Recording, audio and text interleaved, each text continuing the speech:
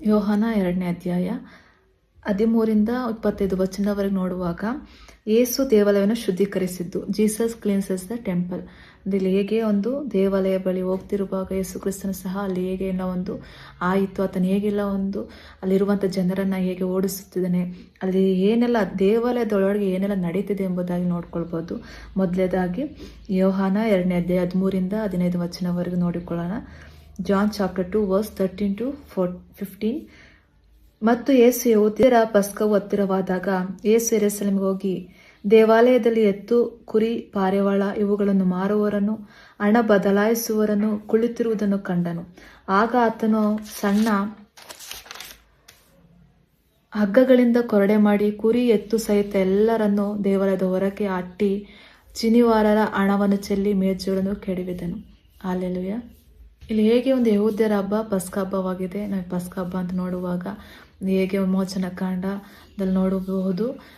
Israel ಜನರು ಐಗುಪ್ತ ದೇಶದ ದಾಸರಾಗಿ ಇರುವಾಗ ದೇವರು ತಾನು ಹೇಗೆ ಹೊರಗಡೆ ಒಂದು ಅತಿಶಯ ಅದ್ಭುತವಾಗಿ ಮಾಡಿ ಅವರನ್ನ ಕರ್ಕೊಬಂದನೆಂಬುದಾಗಿ, ಆ ದಿನದಲ್ಲಿ ಹೇಗೆ ಒಂದು ಅನೇಕ ಒಂದು ಉಪದ್ರವಗಳು ಮೋಶೆಯು ಅಲ್ಲಿ ಐಗುಪ್ತ ದೇಶದ ಜನರ ಮೇಲೆ ಬರುವಾಗ ಫಾರೋಹನ ಒಂದು ಹೃದಯ ಕಠಿಣವಾಗಿತ್ತು. ಆದರೆ ದೇವರು ಕೊನೆಯದಾಗಿ ಚೊಚ್ಚಲತನ ಮಕ್ಕಳನ್ನು ಒಂದು ಸಂಹರಿಸುವಾಗ ದೇವರು ತಾನು ಹೇಳ್ಕೊಡ್ತಾನೆ. ಒಂದು ಕುರಿನ ತೆಗೆದುಕೊಂಡು ಆ ರಕ್ತವನ್ನು ಬಾಗಿಲ ಬಳಿಲಿ ಹಾಕಿರುವಾಗ, ಯಾರ ಬಾಗಿಲ ಬಳಿ ಕುರಿ ಮರಿಯ ರಕ್ತ ಇರೋದಿಲ್ಲ ಅವರ ಮನೆಯಲ್ಲಿರುವಂಥ ಪ್ರತಿಯೊಂದು ಚೊಚ್ಚಲ ಪ್ರಾಣಿ ಪಕ್ಷಿ ಆಗಿರ್ಬೋದು, ಮನುಷ್ಯರಿಂದ ಎಲ್ಲರೂ ಅಲ್ಲಿ ಸಂಹಾರಕ ದೂತನ ಬಂದು ಸಂಹರಿಸುವಂತನಾಗಿದ್ದಾನೆ. ಆ ದಿನದ ಒಂದು ಆಚರಣೆ ಇದುವರೆಗೂ ಇಲ್ಲಿ ಯೋಹಾನದಲ್ಲಿ ನೋಡ್ಬೋದು. 13-14-15 ವಚನದಲ್ಲಿ ಹೇಗೆ ಒಂದು ಯೆಹೂದ್ಯರ ಪಸ್ಕ ಗೊತ್ತಿರುವಾಗಿರುವಾಗ ಅಲ್ಲಿ ಯೆರೂಸಲೇಮಿಗೆ ಯೇಸು ಕ್ರಿಸ್ತನು ಹೋಗ್ತಾನೆ. ಇಲ್ಲಿ ಹೋಗುವಾಗ ದೇವಾಲಯದಲ್ಲಿ ಎತ್ತು, ಕುರಿ, ಪಾರಿವಾಳ ಎಲ್ಲನೂ ಮಾರುವ ಹಣಕ್ಕೆ ಮಾರಗೊಂದು ವ್ಯಾಪಾರದ ಸ್ಥಳವಾಗಿ ಮಾಡ್ಕೊಂಡಿರ್ತಾರೆ. ಅಲ್ಲಿ ಯೇಸು ಕ್ರಿಸ್ತನು ಒಂದು ಸಣ್ಣದ ಹಗ್ಗವಾಗಿ ಮಾಡಿಕೊಂಡು ಅಲ್ಲಿರುವಂಥ ಎಲ್ಲ ಕುರಿ, ಪಾರಿವಾಳ, ಎತ್ತುಗಳನ್ನ ಒಡೆದು ಹೊರಗೆ ಹಾಕುವಂತನಾಗಿರ್ತಾನೆ. ಅಂದರೆ ನಿಜವಾಗಿಯೂ ಆತನು ಮನುಷ್ಯನಾಗಿರುವಾಗ ಸಹ ದೇವರ ಆಲಯಕ್ಕೆ ಎಷ್ಟು ಒಂದು ಪ್ರಾಮುಖ್ಯವಿತ್ತು, ಪರಿಶುದ್ಧವಾದದ್ದು ಆಲಯ ದೇವರ ಆಲಯ ಎಂಬುದಾಗಿ ಆತನು ತಿಳಿಸ್ಕೊಡುವಂಥದ್ದು ಇದು ವಾಕ್ಯವಾಗಿದೆ. ಮತ್ತು ಮುಂದಿನ ವಚನ ಯೋಹಾನ 2ನೇ ಅಧ್ಯಾಯ 18-20 ವಚನದವರು ನೋಡಿಕೊಳ್ಳೋಣ. John chapter 2 verses 18-20. ಆಗ ಯೆಹೂದ್ಯರು ಆತನಿಗೆ, ನೀನು ಇವುಗಳನ್ನು ಮಾಡೋದಕ್ಕೆ ಯಾವ ಸೂಚಕ ಕಾರ್ಯವನ್ನು ನಮಗೆ ತೋರಿಸುತ್ತಿ ಎಂದು ಕೇಳಿದರು. ಯೇಸು ಪ್ರತ್ಯುತ್ತರವಾಗಿ ಅವರಿಗೆ, ಈ ದೇವಾಲಯವನ್ನು ಕೆಡವಿದರೆ ನಾನು 3 ದಿನಗಳಲ್ಲಿ ಅದನ್ನು ಎಬ್ಬಿಸುವೆನು ಅಂದನು. ಅದಕ್ಕೆ ಯೆಹೂದ್ಯರು, ಈ ದೇವಾಲಯವನ್ನು ಕಟ್ಟುವುದಕ್ಕೆ 46 ವರ್ಷಗಳು ಹಿಡಿದವು, ನೀನು 3 ದಿನಗಳಲ್ಲಿ ಅದನ್ನು ಎಬ್ಬಿಸುವೆಯೋ ಅಂದರು. ಹಲ್ಲೆಲೂಯಾ. ಹೇಗೆ ಒಂದು ಅಲ್ಲಿರುವಂಥ ಕುರಿ ಮತ್ತು ಎತ್ತು, ಪಾರಿವಾಳವೆಲ್ಲವನ್ನ ಮಾರುವವರ ಹೇಗೆ ಅವರಿಗೆ ಒಂದು ಎದುರುತ್ತರನ್ನು ಕೊಡುವಂತರಾಗಿದ್ದಾರೆ. ಆದರೂ ಸಹ ಯೆಹೂದ್ಯರಾಗಿರುವವರು ಆತನ ಕೇಳ್ತಿದ್ದಾರೆ. ಅವ್ರಿಗೆ ಗೊತ್ತು ಹೇಗೆಲ್ಲ ಒಂದು ಆಲಯವನ್ನು ಇಟ್ಕೊಳ್ಬೇಕು, ಹೇಗೆಲ್ಲ ಒಂದು ಪರಿಶುದ್ಧವಾಗಿ ಒಂದು ಗೌರವವನ್ನು ಸಲ್ಲಿಸಬೇಕು ಎಂಬುದಾಗಿ ತಿಳಿದಿರುವಾಗಲೂ ಸಹ ಅವರ ಸ್ವಂತ ಆಲೋಚನೆ ಉಪಯೋಗಿಸ್ಕೊಂಡವರು ವ್ಯವಹಾರವನ್ನು ಮಾಡುವವರಾಗಿದ್ದಾರೆ. ಆದರೆ ಇಲ್ಲಿ ಯೆಹೂದ್ಯರು ಯೇಸು ಕ್ರಿಸ್ತನ ಯಾವ ಸೂಚಕ ಕಾರ್ಯ ಮಾಡ್ತೀಯ ನೀನು ಎಂದು ಕೇಳ್ತಿದ್ದಾರೆ. ಆವಾಗ ಯೇಸು ಕ್ರಿಸ್ತನ ಹೇಳ್ತಾನೆ, ದೇವಾಲಯವನ್ನು ನೀವು ಕೆಡವಿ ಹಾಕಿದರೆ ನಾನು 3 ದಿನಗಳಲ್ಲಿ ಅದನ್ನು ತಿರುಗಿ ಎಬ್ಬಿಸುವೆನು ಎಂಬುದಾಗಿ ಹೇಳುವುದಾದರೆ, ಯೆಹೂದ್ಯರು ಮತ್ತೆ ಪ್ರತ್ಯುತ್ತರವಾಗಿ ಕೇಳ್ತಾರೆ, ದೇವಾಲಯ ಕಟ್ಟುವುದಕ್ಕೆ 46 ವರ್ಷ ಆಗಿದೆ. ಯೆರೂಸಲೇಮಿನ ದೇವಾಲಯ 46 ವರ್ಷಗಳ ಕಟ್ಟಿದ್ದಾರೆ. ಅಷ್ಟು ವರ್ಷಗಳ ಕಟ್ಟಿ ಅದು ಈ ರೀತಿಯಾಗಿದೆ, ನೀನು 3 ದಿನಗಳಲ್ಲಿ ಅದನ್ನು ಎಬ್ಬಿಸುವೆಯೋ ಎಂದು ಅಂದರು. ಹಲ್ಲೆಲೂಯಾ. ನಾವಿನ್ನು ಸ್ಪಷ್ಟವಾಗಿ ನಾವು ನೋಡ್ಬೋದು, ಎಬ್ಬಿಸುವುದಕ್ಕೂ ಕಟ್ಟುವುದಕ್ಕೂ ನಿಜವಾಗಿ ಅಲ್ಲಿ ವ್ಯತ್ಯಾಸಕರವಾಗಿದೆ. ಅಲ್ಲಿ ಹೇಗೆ ಕ್ರಿಸ್ತನು ಅಲ್ಲಿ ದೇವಾಲಯವನ್ನು ಕೆಡವಿ ಹಾಕಿದರೆ ಅಲ್ಲಿ ಎಬ್ಬಿಸುವೇನೆಂಬುದಾಗಿರುತ್ತೆ. ನೋಡು, ಕಟ್ಟುವುದು ಜೊತೆಗೆ ಅಲ್ಲಿ ಅದನ್ನು ಹೇಗೆ ಅದನ್ನು ತಿರುಗಿ ಪುನಃ ನಾನು ಕಟ್ಟುವೇನೆ ಎಂಬುದಾಗಿ ಸಹ ಎಲ್ಲ ಎಬ್ಬಿಸುವೇನೆಂಬುದಾಗಿ ಹೇಳಿದು ಅಂತ ನಿಜವಾಗಲ್ಲ ಆತ್ಮಿಕವಾಗಿ ಅರ್ಥ ಮಾಡಿಕೊಳ್ಳುವುದಾದರೆ ಒಂದು ಹೇಗೆ ಆತನ ಒಂದು ಮರಣ ಮತ್ತು ಪುನರುತ್ಥಾನ ಬಗ್ಗೆ ಆತನು ಹೇಳುವಂತನಾಗಿದ್ದಾನೆ. ಅಲ್ಲಿರುವಂಥ ಯೆಹೂದ್ಯರು ಅದರ ಮೊರನೋಟಕ್ಕೆ ಆ ದೇವಾಲಯವನ್ನು ನೋಡಿ, ಈ ದೇವಾಲಯ 46 ವರ್ಷಗಳ ಹಿಡಿದಿದೆ ಈ ಕಟ್ಟುವುದಕ್ಕೆ, ಆದರೆ ನೀನು ಹೇಗೆ 3 ದಿನಗಳು ಎಬ್ಬಿಸುವಿ ಎಂಬುದಾಗಿ ಆಶ್ಚರ್ಯವಾಗಿ ಅವರು ಹೇಳಿರ್ಬೋದು, ಅದು ಆತ್ಮಿಕವಾಗಿ ಅವರು ತಿಳಿದುಕೊಳ್ಳುವುದಕ್ಕೆ ಗ್ರಹಿಸಿಕೊಳ್ಳೋದಕ್ಕೆ ಸಾಧ್ಯವಾಗಿಲ್ಲ. ಅಲ್ಲಿ 46 ವರ್ಷಗಳನ್ನು ಹಿಡಿದಿದೆ ಕಟ್ಟುವುದಕ್ಕೆ. ಆದರೆ 3 ದಿನ ಎಬ್ಬಿಸುವೆನು. ಅಲ್ಲೆಲ್ಲ ಎಬ್ಬಿಸುವುದು ಬೇರೆ, ಕಟ್ಟುವುದು ಬೇರೆ ಎಂಬುದಾಗಿ ನೋಡ್ಬೋದು. ಸ್ಪಷ್ಟವಾಗಿ ಇಲ್ಲಿ ಎರಡೊಂದು ಡಿಫ್ರೆನ್ಸ್ ವರ್ಡ್ ಇದೆ. ಮತ್ತು ಮುಂದಿನ ವಚನ ಯೋಹಾನ 2ನೇ ಅಧ್ಯಾಯ 16 ಮತ್ತು 17, ಜಾನ್ ಚಾಪ್ಟರ್ 2 ವರ್ಸಸ್ 16 and 17. ಆತನು ಪಾರಿವಾಳ ಮಾರುವವರಿಗೆ ಇವುಗಳನ್ನು ಇಲ್ಲಿಂದ ತೆಗೆದುಕೊಂಡು ಹೋಗಿರಿ, ನನ್ನ ತಂದೆಯ ಮನೆಯನ್ನು ವ್ಯಾಪಾರದ ಮನೆಯನ್ನಾಗಿ ಮಾಡಬೇಡಿರಿ ಅಂದನು. ಆಗ ಆತನ ಶಿಷ್ಯರು, ನಿನ್ನ ಆಲಯದ ಆಸಕ್ತಿಯು ನನ್ನನ್ನು ದಹಿಸಿಬಿಟ್ಟಿದೆ ಎಂದು ಬರೆದಿರುವುದನ್ನು ಜ್ಞಾಪಕ ಮಾಡಿಕೊಂಡರು. ಅಲ್ಲೆಲ್ಲ ಹೇಗೆ ಯೇಸು ಕ್ರಿಸ್ತಲ್ಲಿ ಮಾರುವಂಥ ಎತ್ತು, ಕುರಿ, ಪಾರಿವಾಳೆಲ್ಲ ತಗೊಂಡು ಹೋಗಿರಿ, ನೀವು ಇಲ್ಲಿಂದ ತೆಗೆದುಕೊಂಡು ಹೋಗಿರಿ, ನೀವು ನನ್ನ ತಂದೆಯ ಮನೆಯನ್ನು ವ್ಯಾಪಾರ ಒಂದು ಮನೆಯನ್ನಾಗಿ ನೀವು ಮಾಡ್ಕೊಂಡಿದ್ದೀರಾ ಎಂಬುದಾಗಿ ಅಲ್ಲಿ ಅವರು ಅಷ್ಟು ಕೋಪದಿಂದ, ಅಷ್ಟು ಆತನು ಯೇಸು ಕ್ರಿಸ್ತನದು ಕೋಪ ಎಷ್ಟು ನೊಂದುಕೊಂಡು ಆತನು ಅದನ್ನೆಲ್ಲ ತೆಗೆದಾಕ್ತಿದ್ದಾನೆ. ಅವ್ರಿಗೆ ಹೇಳುವಂತ, ಗದರಿಸಿ ಹೇಳುವಂತನಾಗಿ, ಎಚ್ಚರಿಕೆ ಹೇಳುವನಾಗಿ ಆತನು ಹೇಳುವಂತನಾಗಿದ್ದಾನೆ. ಅದನ್ನು ನೋಡಿ ಆತ ಶಿಷ್ಯರ ಆಶ್ಚರ್ಯವಾಗಿ ನೋಡ್ತಿದ್ದಾರೆ. ನಿನ್ನ ಆಲಯದ ಆಸಕ್ತಿ ನನ್ನನ್ನು ದಹಿಸಿ ಬಿಟ್ಟಿದೆ ಎಂದು ಬರೆದಿರುವುದನ್ನು ಜ್ಞಾಪಕ ಮಾಡಿಕೊಂಡು ಅವರು ಜ್ಞಾಪ ಮಾಡ್ಕೋತಿದ್ದಾರೆ. ನಿಜವಾಗೂ ಒಂದು ದೇವರ ಆಲಯ ಅಂದರೆ ಎಷ್ಟು ಈ ರೀತಿಯಾಗಿರುತ್ತಾ? ನಾವು ದೇವರ ಆಲಯದಲ್ಲಿ ದೇವರು ವಾಸ ಮಾಡುವಂತನಾಗಿರ್ತಾನೆ. ದೇವರ ಆಲಯ ನಾವು ಪರಿಶುದ್ಧವಾದ ಸ್ಥಳವಾಗಿದೆ.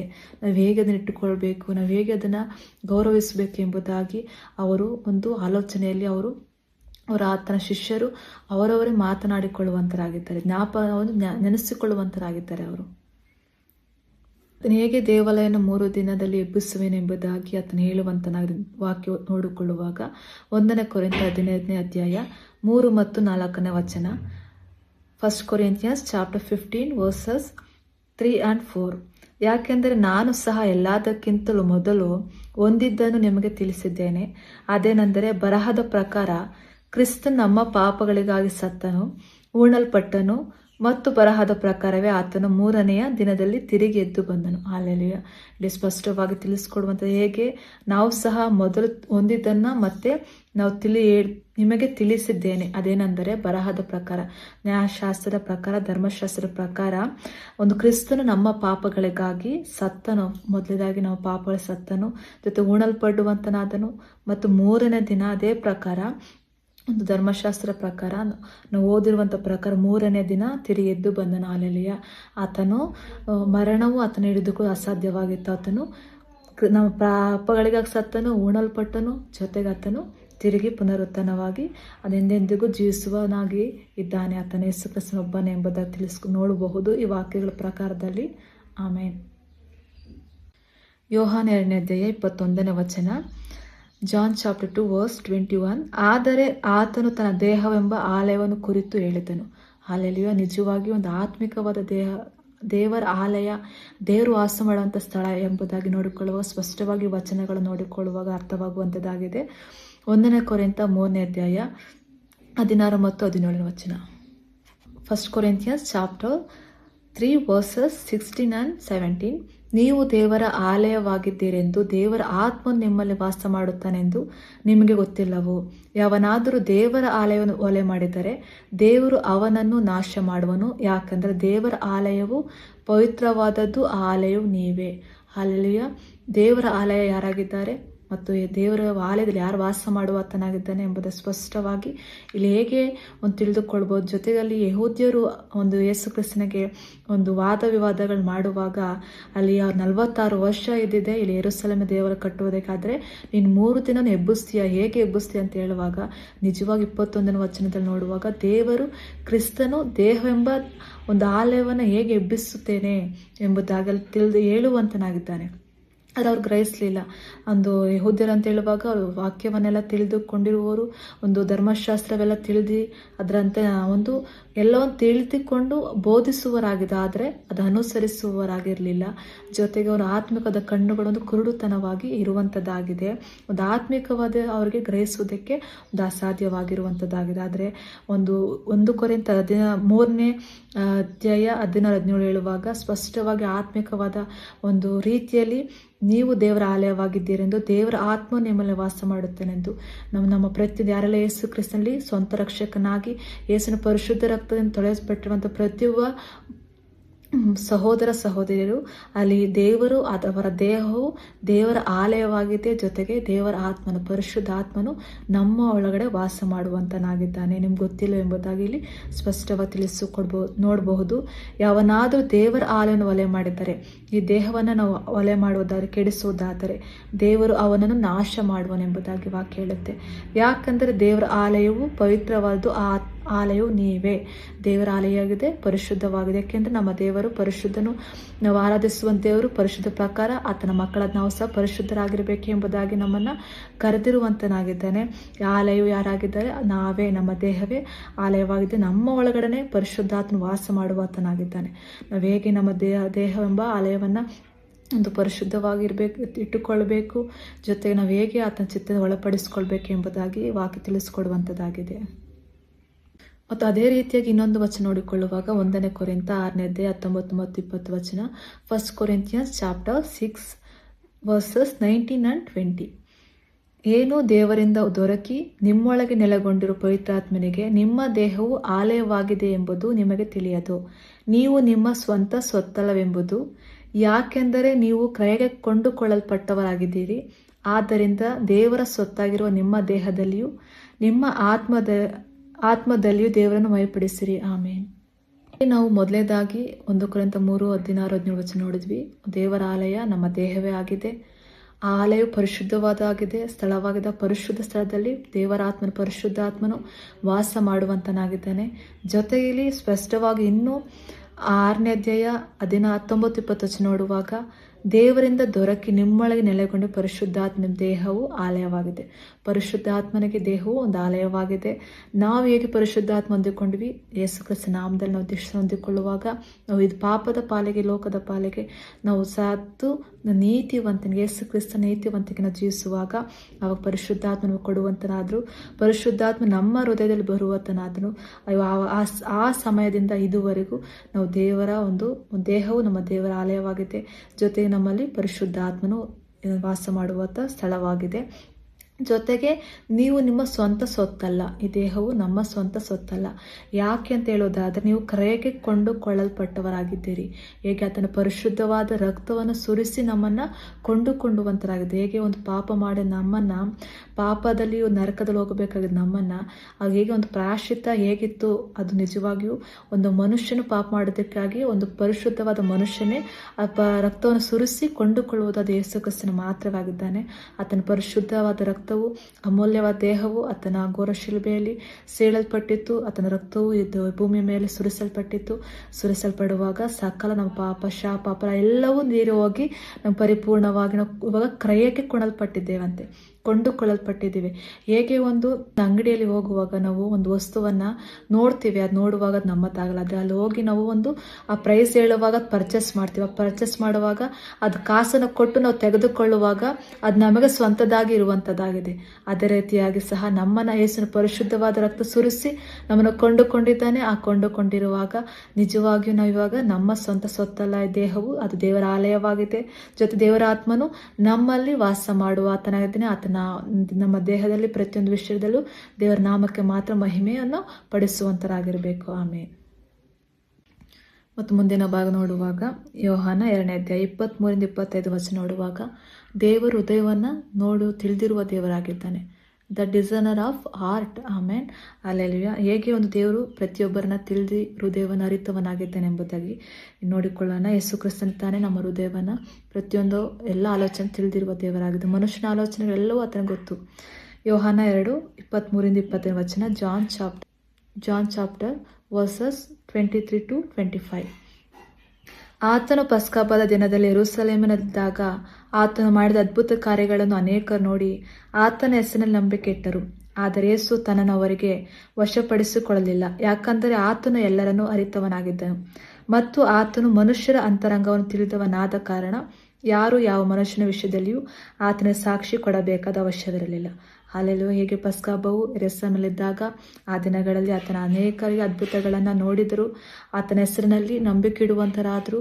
ಜೊತೆಗೆ ಆದರೆ ಯೇಸು ತನ್ನನ್ನು ಅವರಿಗೆ ವಶಪಡಿಸಿಕೊಳ್ಳ, ಅವ್ರ ಮಾತನ್ನ ಕೇಳೋದಕ್ಕೆ ದೇವರು ಸಿದ್ಧವಾಗಿರಲಿಲ್ಲ. ಯಾಕೆಂದ್ರೆ ಅವರ ಮಾತುಗಳು ಯಾತಕ್ಕಾಗಿ ಒಬ್ಬನು ಮಯಪಡಿಸೋದಕ್ಕಾಗಿನ ದೇವರಿಗೆ ಇಲ್ಲ ಅನ್ನೋದಾದ್ರೆ, ದೇವರ ನನ್ನ ಮಾತು ಮನುಷ್ಯರ ಮಾತು ನನ್ನ ಮಾತು ಕೇಳ್ತಾರೆ, ಇವರು ಯೇಸು ಕ್ರಿಸ್ತರು ಕೇಳ್ತಾರೆ ಎಂಬುದಾಗಿ ಅವರೊಂದು ವಶಪಡಿಸಿಕೊಳ್ಳೋದಕ್ಕೆ ಆ ಮಾತು ಕಿವಿಗೊಡಲಿಲ್ಲ. ಆತನಕ್ಕಿಂತ ಆತನ ಹೃದಯವನ್ನು ಗೊತ್ತು ಮಾಡಿಕೊಂಡಿರುವಂತನಾಗಿದ್ದನು.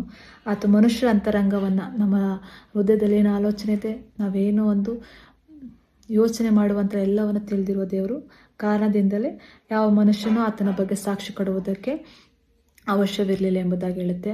ಮತ್ತು ಅದೇ ರೀತಿ ಅಪೊಸ್ತಲಕೃತ್ಯ 2ನೇ ಅಧ್ಯಾಯ 24ನೇ ವಚನ, ಆಕ್ಟ್ಸ್ ಚಾಪ್ಟರ್ 1:24, ಅವರು ಪ್ರಾರ್ಥನೆ ಮಾಡುತ್ತಾ ಎಲ್ಲ ಹೃದಯಗಳನ್ನು ಬಲ್ಲವನಾದ ಕರ್ತನೆ. ಇಲ್ಲಿ ಹೇಗೆ ಒಂದು ಹೃದಯವನ್ನು ತಿಳಿದಿರುವ ಕರ್ತನೆ ಎಂಬುದಾಗಿ ಪ್ರಾರ್ಥನೆ ಮಾಡುವಾಗ ಅಲ್ಲಿ ಅಪೊಸ್ತಲರು ಹೇಗೆ ಅಲ್ಲಿ ಹೇಳುವಂಥ ಒಂದು ಪ್ರಾರ್ಥನೆ ಮಾಡುವ ಥರ ಎಂಬುದಾಗಿ ನಾವು ನೋಡಬಹುದು.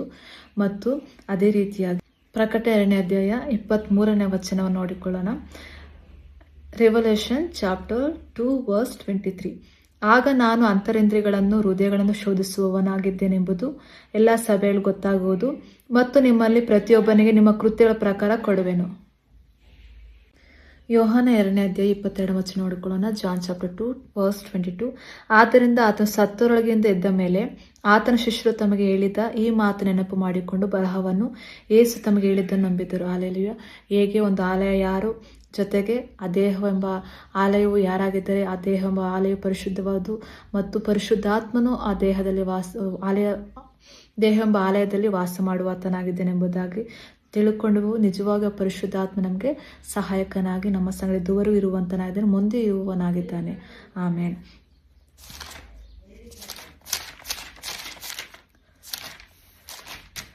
ಮತ್ತು ಅದೇ ರೀತಿ ವಚನಗಳು ನೋಡುವಾಗ ಪರಿಶುದ್ಧಾತ್ಮನ ಹೇಗೆ ದೇವರು ತಾನು ನಮಗೆ ಒಂದು ಸಹಾಯವಾಗಿ ಕೊಟ್ಟಿದ್ದಾನೆ ಎಂಬುದು ನೋಡುವಾಗ ಯೋಹಾನ 14ನೇ ಅಧ್ಯಾಯ 17ನೇ ವಚನ, ಆತನು ಸತ್ಯದ ಆತ್ಮನೇ, ಲೋಕವು ಆತನ ನೋಡದೆಯೂ ತಿಳಿಯದೆಯೂ ಇರುವುದರಿಂದ ಆತನು ಹೊಂದಲಾರದು. ಆದ ನೀವು ಆತನು ಬರಲಿರಿ, ಯಾಕಂದರೆ ಆತನು ನಿಮ್ಮೊಂದಿಗೆ ವಾಸಿಸುತ್ತಾನೆ ಮತ್ತು ನಿಮ್ಮೊಳಗಿರುವನು. ಹಲ್ಲೆಲೂಯಾ. ಸತ್ಯದ ಆತ್ಮನೇ ಯಾರಂದರೆ ಪರಿಶುದ್ಧ ಆತ್ಮನೇ, ಅದು ಯೇಸು ಕ್ರಿಸ್ತನ ಆತ್ಮನೇ ಆಗಿದ್ದಾನೆ.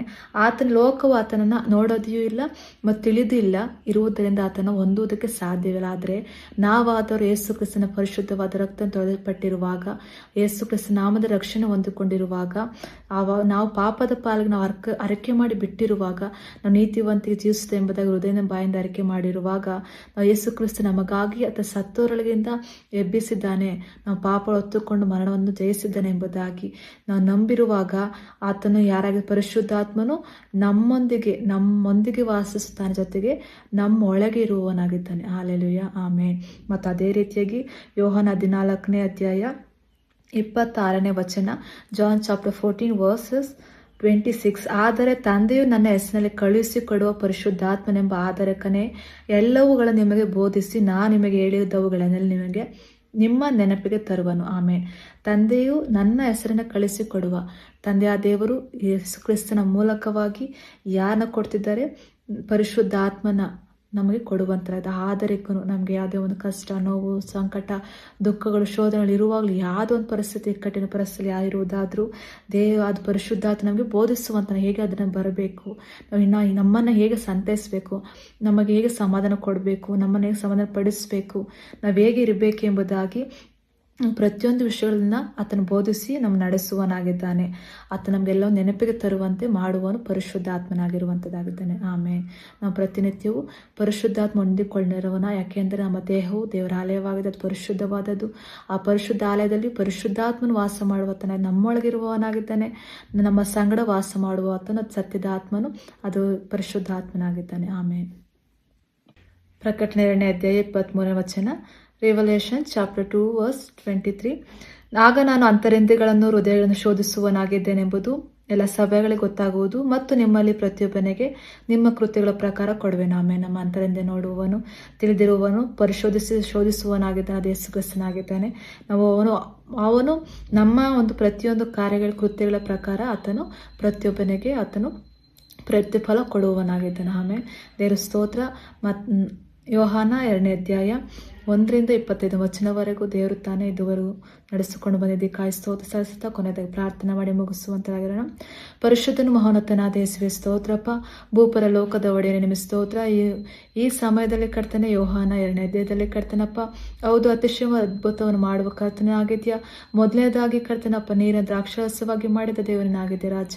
ಒಂದು ಖಾಲಿ ಪಾತ್ರೆಯಾಗಿರುವ ಕರ್ತನಪ್ಪ, ಹೇಗೆ ನೀನು ಕರ್ತನ ತುಂಬಿಸಿ ಅಪ್ಪ ಅದನ್ನು ಉಪಯೋಗಕರವಾಗಿ ಮಾಡಲ್ಪಟ್ಟಿದ್ಯಾ, ಅದೇ ರೀತಿ ನಾವು ಕರ್ತನೆ ಅಪ್ಪ ಖಾಲಿ ಪಾತ್ರೆಗಳಾಗಿ ನೀನು ದೀನ ಮನಸ್ಸುಳ್ಳರಾಗಿ ಅಪ್ಪ ಜಜ್ಜಿದ ಮನಸ್ಸುಳ್ಳವರು ನಿನ್ನ ಬಳಿ ಬರುವಾಗ ರಾಜನೇ ನಮ್ಮ ತಕ್ಕ ಸಮಯದಲ್ಲಿ ಉಪಯೋಗಿಸ್ಕೊಳ್ತೀವಿ ನಂಬುವಂತರಾಗಿರ್ತೇವೆ ರಾಜ. ಹೌದಾ, ಪ್ರತಿಯೊಂದು ವಿಷಯಗಳು ನಿನಗಾಗಿ ನೀನು ಜೀವಿಸಿಗ ನಿನ್ನ ಜೀವಿತವೆಲ್ಲ ನಮ್ಮ ಜೀವಿತವೆಲ್ಲ ಅಪ್ಪ ನಿನಗಾಗಿ ಜೀವಿಸ ಸಹಾಯ ಮಾಡಿ ನಡೆಸ್ಕೊಂಡು ಬೇಡಿಕೊಳ್ಳುವಂತ ಇದ್ದೀವಪ್ಪ. ಹೌದು, ನಮ್ಮ ದೇಹವೇ ದೇವರ ಆಲಯವು ಅದರ ಪರಿಶುದ್ಧವಾಗಿ ಇಟ್ಟುಕೊಳ್ಬೇಕು. ಆ ಪರಿಶುದ್ಧಾತ್ಮನು ವಾಸ ಮಾಡುವ ಆತನಾಗಿದೆ ಎಂಬುದು ಸ್ಪಷ್ಟವಾಗಿ ತಿಳಿಸ್ಪಟ್ಟಿದೆ. ಕಾಯಿ ಸ್ತೋತ್ರ. ಹೌದಪ್ಪ, ಈ ದೇಹವು ಕರ್ತನಪ್ಪ ನಿನಗೆ ಮಾತ್ರ ಮೀಸಲಾಗಿ ಇಡುವಂತೆ ಸಹಾಯ ಮಾಡು. ಹೌದು ರಾಜ, ನಾವು ಕರೆಗೆ ಕೊಡಲ್ಪಟ್ಟಿದ್ದೇವೆ ರಾಜನೇ ಅಪ್ಪ. ನಮ್ಮ ಕರ್ತನೆ ನಾವು ಪರಿಶುದ್ಧರಾಗಿ ಜೀವಿಸುವ ಸಹಾಯ ನಡೆಸಿಕೊಂಡು ಬೇಡಿಕೊಳ್ಳುತ್ತಾ ಅಪ್ಪ ಸ್ತುತಿಗನ ಮಾನಮಯ ಒಬ್ಬರು ಸಲ್ಲಿಸುತ್ತಾ ಯೇಸುವಿನ ಪರಿಶುದ್ಧವಾದ ನಾಮದಲ್ಲಿ ಬೇಡಿ ಒಂದೇ ಜೀವಳ ತಂದೆ, ಆಮೇನ್. ಯೇಸುವಿನ ಕ್ರಿಸ್ತನ ಕೃಪೆಯು ನಮ್ಮೆಲ್ಲರೊಂದಿಗಿರಲಿ, ಆಮೇನ್.